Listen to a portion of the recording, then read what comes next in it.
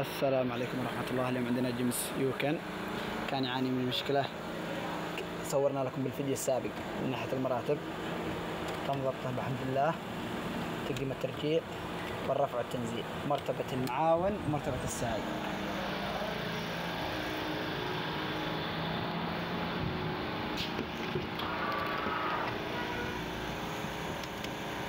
ما شاء الله تبارك الله، الله يبارك لراعيها.